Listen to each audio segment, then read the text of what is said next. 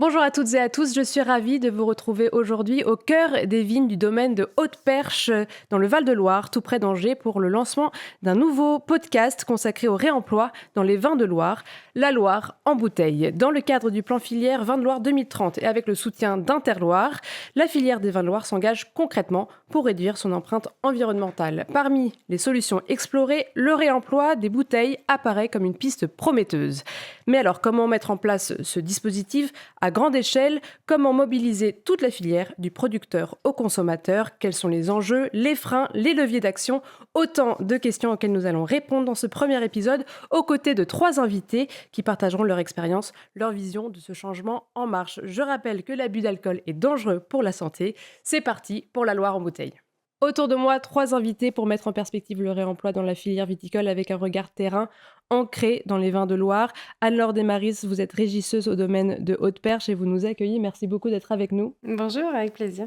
Mehdi Besbès, vous êtes responsable marché vin et spiritueux chez Adelph. Vous êtes aussi agronoble et œnologue. Merci d'être avec nous. Merci Sybille, merci pour l'invitation. Et Sophie Talbot, directrice générale d'Interloire. Merci d'être avec nous. Bonjour, merci de nous recevoir. Mehdi, je vais me tourner vers vous en premier. Effectivement, quand on pense verre, je pense que nos auditeurs pensent facilement à recyclage, à une matière qui se recycle. Mais quelle est la différence véritable entre recyclage et réemploi? Et j'imagine la différence d'impact environnemental entre ces deux solutions. Merci Sybille pour la question. Alors effectivement, réemploi, recyclage, ce sont deux procédés différents qui ne s'opposent absolument pas. Ils sont complètement complémentaires.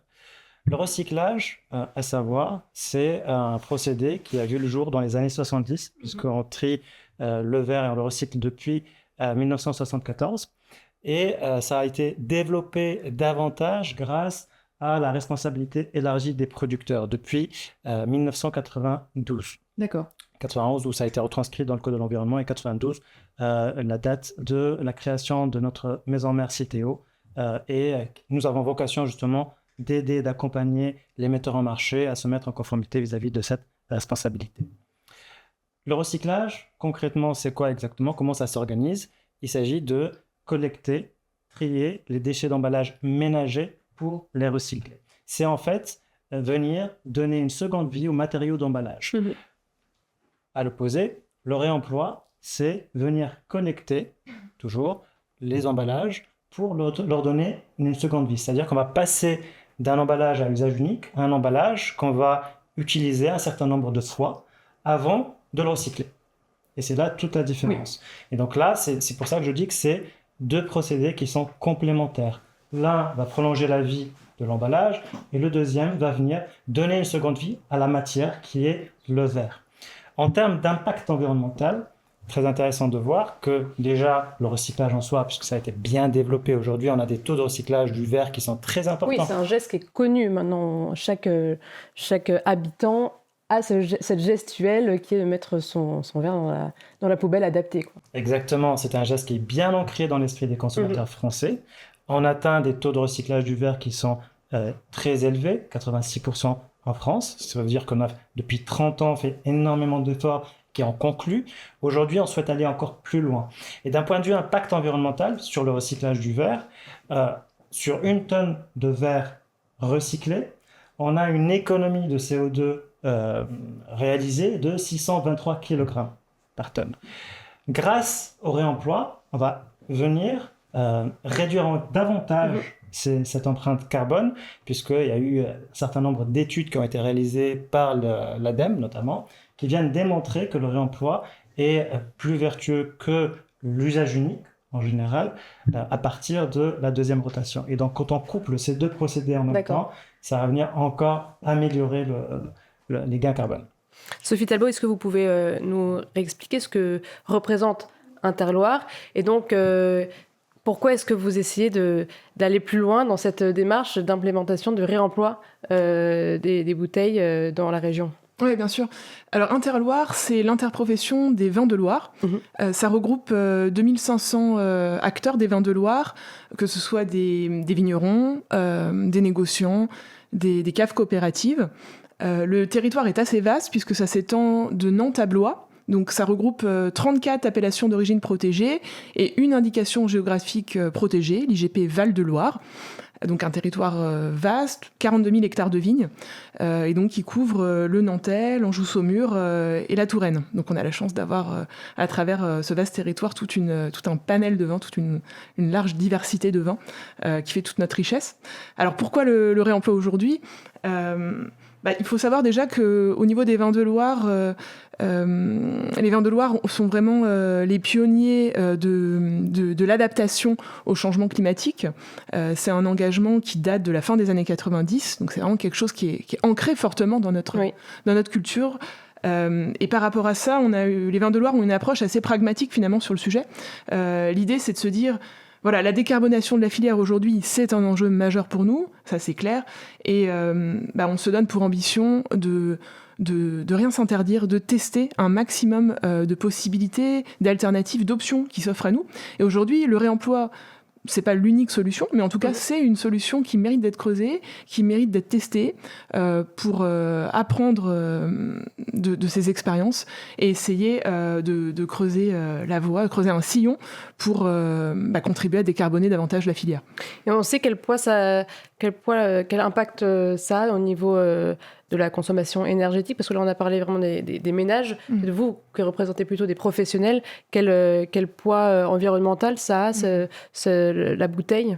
Alors ce que je peux vous dire, c'est que le post-emballage, ça représente entre 30 et 40% des émissions de gaz à effet de serre de la filière.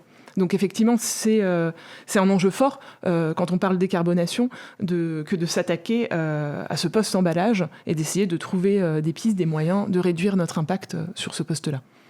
Anne-Laure Desmaris, donc vous êtes régisseuse au domaine de la Haute-Perche. Comment est-ce que vous avez saisi ces questions-là au sein du domaine ? Alors, c'était effectivement quelque chose d'assez nouveau quand nous, on s'y est mis. Moi, ça me paraissait assez évident. J'avais commencé à en entendre parler via notamment une entreprise une association d'ailleurs, qui crée sa nouvelle usine du côté de Nantes qui s'appelle Bout à Bout. Oui. Donc on avait commencé à entendre parler un peu de tout ce réemploi, etc. Et il y a combien de temps à peu près ? Il y a alors moi j'ai commencé à entendre parler il y a 5 ans presque maintenant. D'accord. Donc on s'intéressait un peu à la question. Et il s'avère qu'ici à Haute-Perche, on a commencé à réfléchir à une nouvelle identité du domaine parce que c'est un domaine qui a été repris en 2019. Et puis voilà, on a fait pas mal de travaux ici. On a travaillé beaucoup sur une restructuration du vignoble. Et puis la dernière étape, c'était l'étape marketing, si je puis dire, de repenser une identité pour le domaine. Et quitte à repenser une identité, quitte à repenser des visuels, des étiquettes, etc., on s'est dit c'est peut-être le moment de se lancer et d'adapter finalement tous nos contenants et nos emballages à du réemploi. Donc ça a commencé comme ça en 2023 et donc aujourd'hui ça fait 2 ans et demi, je dirais, qu'on est 2 ans qu'on est vraiment en état de marche pour le réemploi. D'accord, donc tu as eu 3 ans de vraie analyse, etc. Ouais. Qu'est-ce que ça a eu comme impact ? Vous avez parlé d'emballage, etc. Donc qu'est-ce qu'il a fallu changer comme réflexe, comme machine, comme... Alors, on a dû adapter les étiquettes, on a dû adapter ce qu'on appelle le surbouchage, donc les capsules qu'on a complètement arrêtées du coup.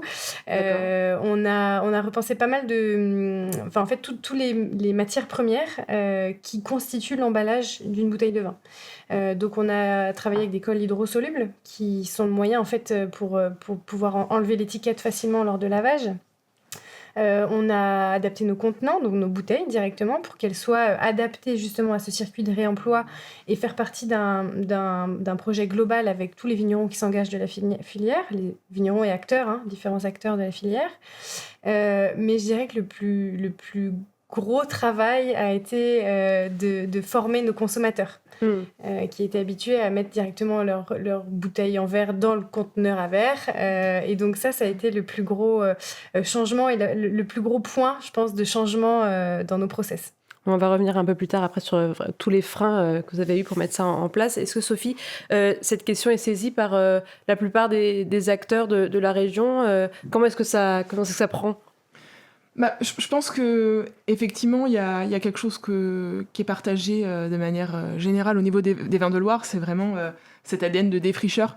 Donc, chacun essaye à sa façon d'avancer sur ces sujets-là. Le réemploi, nous, on a eu envie de se saisir de ce sujet parce que l'envie était présente parmi les opérateurs qu'on représente, ça c'est clair. Il y avait cette envie de tester, d'apprendre, d'essayer d'aller plus loin sur le réemploi. Aujourd'hui, il faut savoir que le réemploi, c'est vraiment une piste qui est quasi inexistante, inexploitée au niveau de la filière vin française en général. Et donc, du côté des vins de Loire, on a eu envie de prendre part au jeu, finalement d'apporter justement aussi notre culture d'expérimentateur et notre envie de tester des choses, d'être pionnier, tout cet ADN de pionnier. Et donc, c'est un peu naturellement aussi qu'on s'est saisi de l'appel à projet Encore plus de réemploi, qui a été lancé par Adelphes et Citeo en 2024.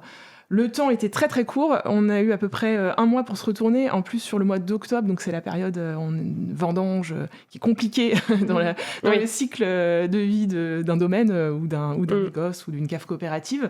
Mais malgré tout, on a quand même poussé le message largement à l'ensemble de nos opérateurs et on est très satisfait parce que dans un temps réduit et un temps contraint qui est très dense dans la vie de nos acteurs, on a aujourd'hui un consortium de 10 acteurs très variés, puisque donc on a le domaine de Haute-Perche en exemple de la présence de domaines effectivement dans ce consortium, mais on a aussi des maisons de négoce, on a aussi des caves coopératives, donc ça apporte beaucoup de richesse, cette diversité d'acteurs. On a aussi une grande diversité en termes de maturité sur le sujet du réemploi.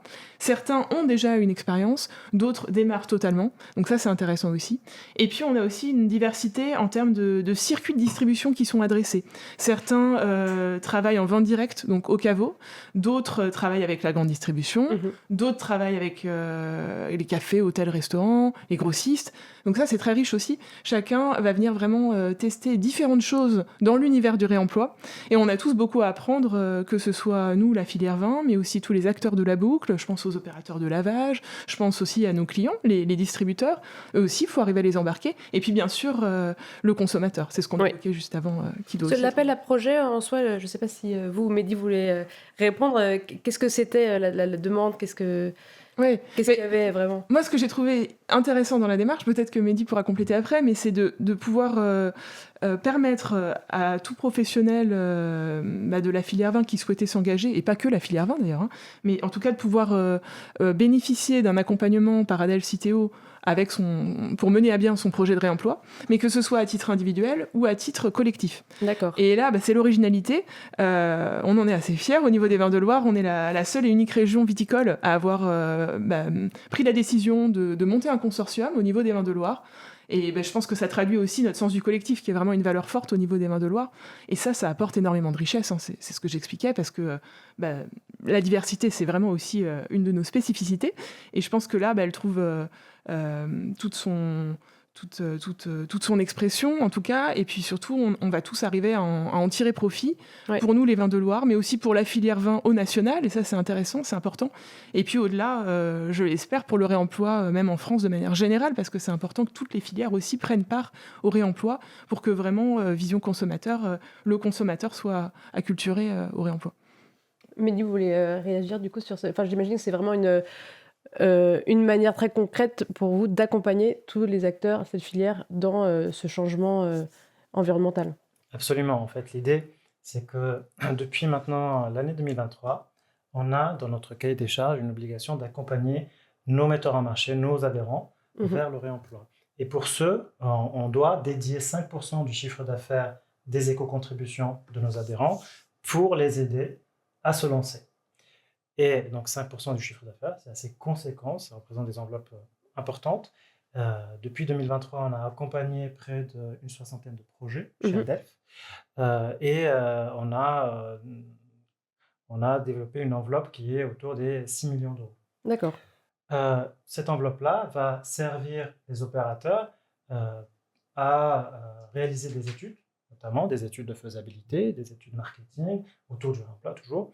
Ça va leur permettre également de passer à l'action, c'est-à-dire qu'ils pourront également investir sur du CAPEX, s'ils ont besoin d'adapter des lignes de conditionnement, d'acheter des packs d'emballages réemployables destinés à la grande distribution ou au CHR.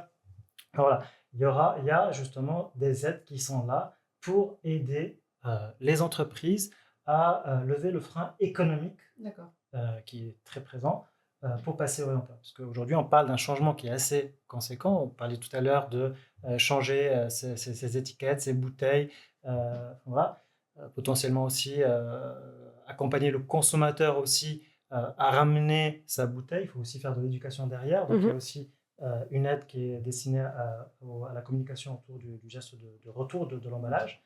Donc, il y a tout ça qu'il faut accompagner et Adelph est là justement pour ses adhérents, pour les aider à passer le pas. Est-ce qu'il y a une réglementation qui peut-être impose aussi aux vignerons, aux domaines de ce changement? Absolument. Alors, il y a la loi anti-gaspillage pour une économie circulaire qui a été adoptée en 2020, qui est venue introduire des objectifs très, très ambitieux en matière de réemploi, atteindre les 10% d'emballages réemployés d'ici à 2027. Mais en 2025, il reste 2 ans. Ah oui, c'est bientôt quand même. Et on parle d'emballage réemployé et non pas réemployable. La différence est très importante puisqu'un emballage réemployé, c'est un emballage qui a déjà fait une rotation. On ne va pas venir comptabiliser les emballages neufs destinés à faire du réemploi, mais plutôt ceux qui ont déjà servi, collectés, lavés et remis en circuit. Donc il faut s'en préoccuper dès maintenant, là, pour qu'il y ait déjà ce circuit qui soit réalisé. Alors, c'est un objectif. Oui. Il n'y a pas encore de contraintes derrière, mais ça montre quand même la tendance. Sophie, comment est-ce que vous avez réussi à embarquer ces acteurs avec lesquels vous travaillez pour répondre à ces objectifs, justement? Je pense que cette notion de passage à l'échelle, qu'évoquait un peu Mehdi juste avant, elle est clé. Et du côté des vins de Loire, on est tous conscients que l'union fait la force. Ouais. Et donc, finalement, aussi, ce qui nous a séduit et ce qui a séduit, je pense, les membres du consortium qui sont réunis, c'est l'originalité dans la démarche de l'appel à projet Adelph Citeo, d'avoir une sorte de prime au collectif. Et ça, je trouve que c'est un joli message. C'est-à-dire que si on parle très concrètement d'un point de vue aide, donc aide financière apportée au consortium et aux individus, on bénéficie en fait en tant qu'individu, si on souhaite déposer son dossier de réemploi à titre individuel de 50% de subvention, alors qu'en se réunissant au niveau d'un consortium et en bénéficiant du parcours accompagnement Adelph Citeo qui est renforcé, alors on bénéficie de 70%. Donc voilà, c'est pas le critère financier qui a motivé le consortium, mais par contre, je trouve que ça révèle bien l'état d'esprit du consortium.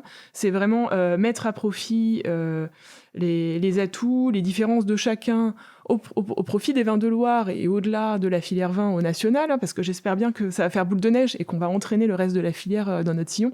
Donc c'est ça, je pense, qui a vraiment créé l'envie, l'entrain, l'enthousiasme autour du projet.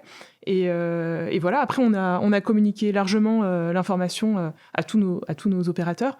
Et encore une fois, je salue leur engagement et je les remercie de s'être mobilisés parce que c'est vrai que c'était une période compliquée. Donc j'espère que cette année, on compte bien renouveler l'expérience. On a déjà 1 an de recul, donc ça devrait être un petit peu plus facile de remobiliser à nouveau un groupe. Et j'espère un groupe qui se sera élargi entre-temps. Donc voilà, l'affaire à suivre.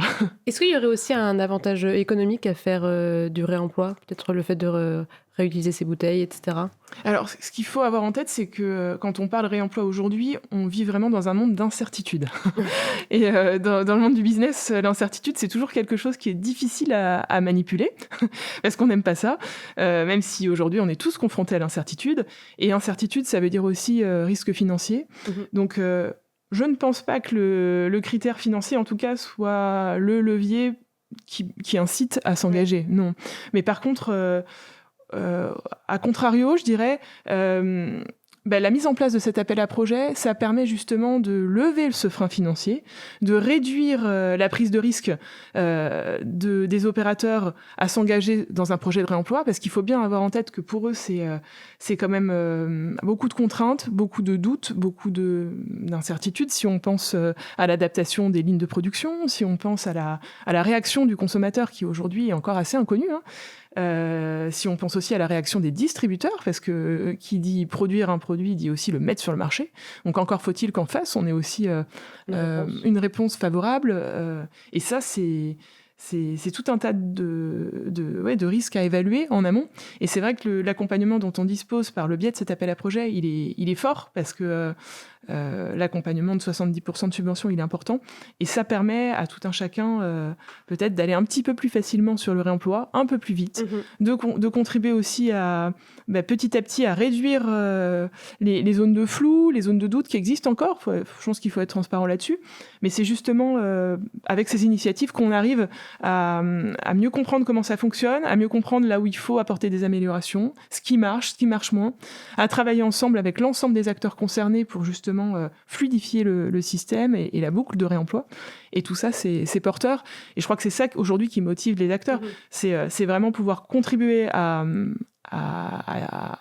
construire la nouvelle règle du jeu de demain, et puis aussi à s'intéresser aux consommateurs, parce que même si le consommateur aujourd'hui, il est encore peut-être pas très clair sur les contours du réemploi, en tout cas l'envie elle est là, on le sait, ADEF-Citeo a pas mal de chiffres et de données là-dessus. Le consommateur aujourd'hui, il cherche des produits qui correspondent à son engagement environnemental, à son sens citoyen, et donc c'est vraiment clé que la filière trouve des voies pour arriver à décarboner la filière, parce que c'est aussi ce qu'attend notre consommateur final. Anne-Laure, est-ce que vous avez quels étaient les freins principaux auxquels vous avez été confrontés dans tout ce changement ? Alors déjà, pour rebondir simplement sur ce que disait Sophie, nous, ce qui nous a motivés en tant que vignerons, alors nous, on a déjà beaucoup d'administratifs et beaucoup de choses sur lesquelles il faut se pencher. Et le fait d'être accompagné par ADEF-Citeo dans la mise en place du réemploi, etc., c'était quelque chose de très précieux. Et le consortium mené par Interloire, enfin du moins créé par Interloire, a vraiment... pour moi, ça a été le déclic, en fait, de se dire, participer à ce consortium, ça va être rencontrer des acteurs qui sont plus ou moins avancés que nous, mais en tout cas échanger à ce sujet. Toujours dans cette même démarche aussi. Voilà, toujours dans cette démarche et savoir quels sont les leviers qu'on pourrait mettre en place, qu'est-ce que les autres ont essayé qui marche ou qui marche moins bien. Donc ça, c'était vraiment précieux pour nous parce que les freins, alors à l'origine, nous, quand on s'est lancé dans le réemploi, ils étaient pas très nombreux finalement, puisque l'idée, c'était simplement d'adapter nos contenants, nos emballages, etc. Et c'était à une période pour nous qui tombait bien, puisque c'était le moment pour nous de tout repenser. Donc les freins, à l'origine, il n'y en avait pas beaucoup, mais ils sont arrivés petit à petit quand on a commencé à exercer le réemploi ici au domaine. Alors nous, on a une clientèle, beaucoup de particuliers, donc ça a été pas mal de pédagogie à faire, et on continue à le faire d'ailleurs au quotidien. Et puis effectivement, après, les premiers freins qu'on a rencontrés, c'est quand on a commencé à mettre sur le marché nos bouteilles réemployables. C'est-à-dire que quand on va voir... Alors nous, on travaille pas beaucoup, voire pas du tout même avec la grande distribution, mais on travaille beaucoup avec des cavistes et des restaurateurs pour qui le principal problème, le principal enjeu, c'est le manque de place. Déjà pour passer commande. Pour garder aussi des bouteilles, voilà. Exactement. Déjà pour stocker des bouteilles pleines, c'est un sujet. Mais alors si en plus il faut stocker des bouteilles vides, c'est aussi un sujet. Ouais. Et donc voilà, donc réfléchir avec tous les acteurs qui ont rejoint le consortium, ça c'était intéressant parce que ça nous donne des leviers, ça nous donne des pistes de réflexion. Et puis ça nous a permis de se dire, nous, en tant que vignerons, on a un chai, on a un hangar derrière, on a un peu de place pour stocker les bouteilles. Donc peut-être qu'on peut se dire qu'à chaque fois qu'on fait une livraison, on récupère des bouteilles vides et en fait, on commence à avoir quelque chose de très cyclique. Et je pense que c'est ça le réemploi aussi, c'est de faciliter aussi la vie à tout le monde et que tout le monde y trouve son compte, aussi bien en termes d'empreinte carbone, comme le disait Sophie, mais aussi de facilité, c'est-à-dire que nos clients particuliers qui viennent acheter du vin, ils ramènent leurs bouteilles vides et voilà, encore une fois, c'est cyclique, quoi. Et très concrètement, sur la bouteille, ça se voit que c'est une bouteille réutilisée ? Oui, tout à fait. On appose un petit logo qui est un logo rapportez-moi. D'accord. Et donc, ça fait aussi partie de la pédagogie de dire à nos clients, toutes les bouteilles, y compris les nôtres, sur lesquelles vous apercevez ce logo-là, vous pouvez nous les ramener. Donc nous, en fait, on récupère les bouteilles du domaine de Haute-Perche ici quand les clients nous les ramènent, mais on leur dit qu'ils peuvent aussi nous ramener les bouteilles de lait, de jus de fruits, de bière, de cidre, enfin voilà, tout ce qui peut être réemployé. D'accord. L'idée, c'est de faciliter la vie du consommateur et de faciliter la vie du distributeur aussi, quoi. Mais une bouteille réutilisée, est-ce que ça se voit que ça a été réutilisé si c'est la 2 ou 3e Alors, utilisation? ça peut se voir parce que les lignes ne sont pas encore tout à fait optimales. Donc, on a des petits signes que nous, on perçoit assez facilement, mais que le consommateur ne perçoit pas toujours. Sinon, non, il n'y a pas de symbole qui indique que la bouteille a déjà été réemployée X nombre de fois, quoi. D'accord. Mais Mehdi Bezbez, pour cette dernière question, car il nous reste plus que 1 minute 30, qu'est-ce qui vous semble le plus urgent là pour déployer à grande échelle cette solution du réemploi? Alors, à mon sens, le plus urgent et le plus important aujourd'hui, c'est d'harmoniser les contenants destinés au réemploi. Et notamment, je parle là des standards réemployables sur lesquels Adelph, aujourd'hui, on est en train de travailler. Avoir une bouteille qui puisse être identifiée directement par le consommateur, qui puisse être aussi utilisée par l'ensemble du vignoble au niveau national destiné au réemploi. Et de cette façon, on pourra passer réellement à l'échelle de façon beaucoup plus rapide et efficiente sur cette thématique-là. Il faut savoir qu'aujourd'hui, il y a plusieurs initiatives indépendantes, locales, et si demain on veut passer au national, il va falloir justement harmoniser les choses pour effectivement arriver à massifier aussi beaucoup plus rapidement ces contenants déjà utilisés, pour pouvoir les collecter et les emmener en centre de tri, lavage et les réutiliser. Merci beaucoup à tous les trois pour ce premier épisode du podcast La Loire en bouteille. Je rappelle, Anne-Laure Desmaris, que vous êtes régisseuse au domaine de Haute-Perche, Mehdi Bezbez, responsable marché, vin et spiritueux chez Adelph, vous êtes aussi agronome et œnologue, et Sophie Talpo, vous êtes directrice générale d'Interloire. Et merci à vous toutes et tous de nous avoir suivis. C'était La Loire en bouteille.